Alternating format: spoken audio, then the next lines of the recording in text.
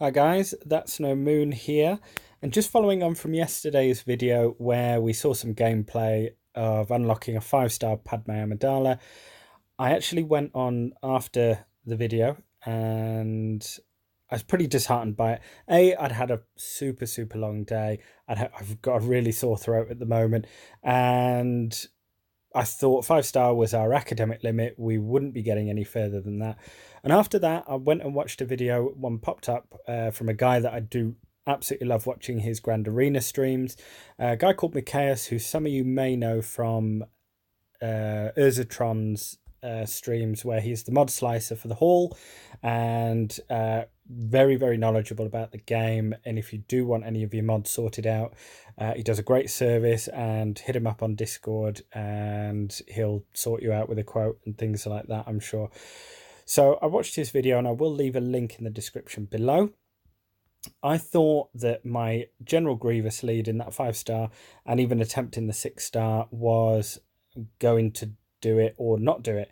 However, what I didn't consider, which he's rightly pointed out, was we used Asajj Ventress in terms of the lead.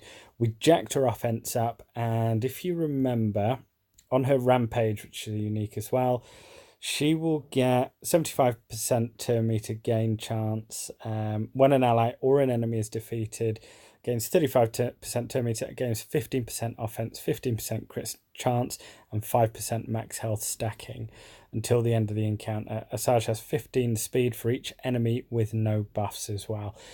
So this unique is absolutely perfect. Her Night Sister Swiftness gives her plus 30 speed, plus 30 offense, 50% turn meter when they fall below 100% health, and 50% chance to remove 20% turn meter when an enemy is damaged, and it can't be resisted as well. I actually went in with Asajj as the lead. I'll just show you the lineup that I went in with. And Sod's Law, I was recording some of the gameplay, and Sod's Law, after about 30 attempts, I decided, okay, I'm going to call it quits there. And after that, after that attempt, that's when we completed the 6-star, all thanks to this change of lead. So this is how I had it set up. You can see Asajj Ventress is gear 12. You can see Grievous is gear 12 as well. B2 Battle Droid is gear 11. Dooku is 10. Geo Soldier is 11. Not particularly hard characters. And I think I tried quite a lot with IG Magna Guard as well, to stun Padme, to stun Anakin and things like that. And I'll admit, there is a lot of luck to it. And when I say luck, on these legendary events, they really, they should take time. They're a legendary event. You've got a week to do it. If you could do it the first 3 times of asking, they would get boring. And I think that's part of the challenge as well. And that's where, as a community, the Star Wars Galaxy of Heroes community does come together very well in terms of overcoming obstacles and overcoming as a group together how best to play this. So I went with the Asajj lead. Grievous, he was pretty clutch as well. B2 Battle Droid, you've got to get lucky that he's not taken out the battle early. If he gets taken out first character, you may as well restart. Dooku, great character as well. I jacked him up with arena mods and he worked fantastically, putting shock out there, putting stuns out there as well. We got lucky with our stuns, and we also got lucky with what attacks that Padme used when she called in a mass assist, General Kenobi's buff immunity as well. And here's where some of you may disagree. I actually feel that at 5 and 6-star, this is one of the most free-to-play friendly events out there, for the simple reason that Asajj, if you've got her ready for Heroic Sith Raid, this is a natural character. General Grievous, this was a little bit of a side project for myself, so I think you do need to have him geared, and if I remember right, it is a bit of a gear grind. B2, I've kind of been working on as well in prep for Territory Battles, the new one on Geonosian coming up. Dooku, I could probably do with putting a bit of gear on there, and the Geos are fantastic for ships as well, so probably some FAC would be better in that lineup as well. However, I think it probably took me tier 6 probably took me about 30 to 35 goes. Now, this is where you might disagree, and I think it's all where you come from with your perspective. I'm not going to, I can only say what I think, which I think this event is one of the more friendly free to play events. Now, disagree with me if you will, and I'd like to see your perspective and your take on things as well. So please leave a comment if you do have thoughts in this. But I get that the difficulty ramps up from 4 to 5, like any other legendary event, and I think that's right. And for myself, started playing 3.5 years ago. I think I was the December 2015 shard, so relatively early on in the game as well. These are all characters that are very, very free to play accessible. Now, the only one with exception to that is probably General Grievous, where it is a case of you do have to get him from the shard shop. And if you're a brand new player, that's going to be tough. But hey, legendary events should be tough, right? These are some of the best characters in the game. These are some of the most legendary characters and the most well-known. So they should take a long time to get. And they should take a bit of planning and take a bit of luck as well at times, to having a good run. And so that's why I think it is very free to play friendly. I think there's a lot of characters there. Also on Arnold's video, I saw that, yeah, very, very easy in terms of tier 7. And actually, I will make a comment about this. I've got a guild mate who has got General Grievous lead, and he's got B1, and he's also got Droideka as well, and he's finding it tough. So it doesn't mean that it's going to be an insta-win if you buy those droids. There is still some strategy involved. I saw a lot with Padme being killed first because Jolee, or the Jedi who has the revive ability, I saw somewhere that if you take out Padme first, then she or the Jedi can't revive them. I don't know how true that is. Please comment below if you've seen that otherwise.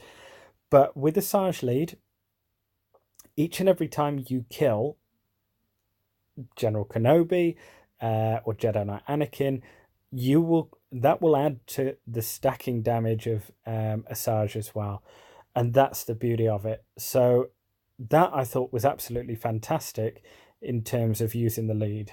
As I said, I would stack her with as much damage as you can, because there are quite a few times where you might just get that hit and then they heal up. So my strategy was, and again, I stuck to what Mikaeus was saying, killing off Jedi Knight Anakin and then killing off Kenobi. And then I think the last one was Amidala again, and then Mace Windu was second from last. It was still a struggle, and it was still very, very down to the wire. But I think that Capital Games and EA have got this event just right. I think they've made it hard enough that it's enjoyable, but I also don't think it's too hard either. And this is where we might disagree. And let me know if you do disagree with that. But I think that they've got this event spot on. And I know that will probably be a very inflammatory comment, but I genuinely believe, for the reasons that it is doable with quite a few different characters and quite a few different separatists. And on Mikaeus's video, you'll see I think B2 Battle Droid is only gear 8. So a gear 8 character unlocking a 6-star legendary, come on, that's pretty good, right? I'll agree it probably took some goes and it took some luck. But how many goes did we have with bounty hunters? That's got to go up into the hundreds for some players. I think this is easier than Bounty Hunters event to get 5 and 6 star, genuinely. I think in that Bounty Hunter event, I concede that it was done with a Bossk lead, but I'm going to say that would have took a huge amount of tries and a huge amount of luck as well. Or when I say luck, things going your way and certain things happening at a certain time or not. But I think this is actually easier than the Bossk event. I say Bossk event, the Chewie event, sorry, where I feel you needed Bossk. And as I said, I know people have done it without it. And fair play to them.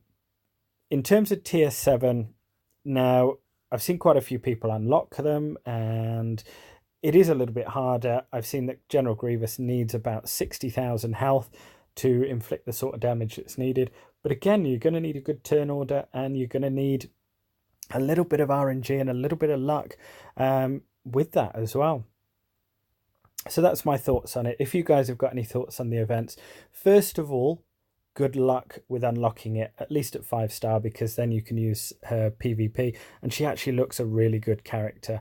At the moment, I won't be taking her to gear 11 or 12, and for the simple reason, I don't have the crystals. As free to play, my focus is going to be on getting Darth Revan. Haven't got him yet, so again, I'll see how far I can go without the new gear, but those crystals are going to be saved for the Old Republic, Bastila, HK, things like that.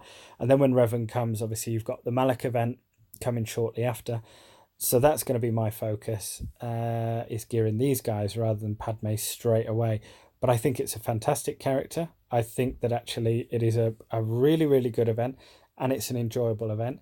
It was hard, but not too hard. And that's what I think we've been missing. I think a lot of the community thought that we were going to have B1 and B2. And I'll concede, I was one of those people as well, thinking, okay, 6-star, 7-star, you're going to need them. But from the guildmate that I saw, he's finding it tough even with those guys. So I think it is a really, really spot on event, and I can't fault them for the difficulty. I think they've been quite fair with everyone.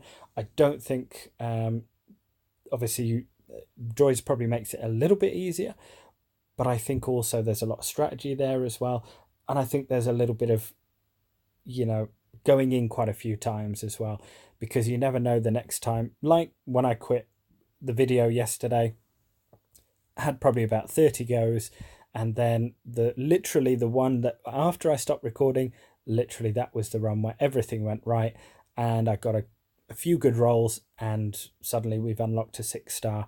So good luck. First of all, good luck with all of yours. Good luck, and it is completely worth it. Those legendary events, I thought after the Bossk one I was done and I wasn't going to put the time, the effort in, spend the whole week playing it. But this was actually really fun, and I really did enjoy it. So hopefully you do too. Let me know your thoughts. Let me know if you think this isn't free to play friendly. I'd love to hear your opinion, and I'll see you on the other side. Cheers, guys.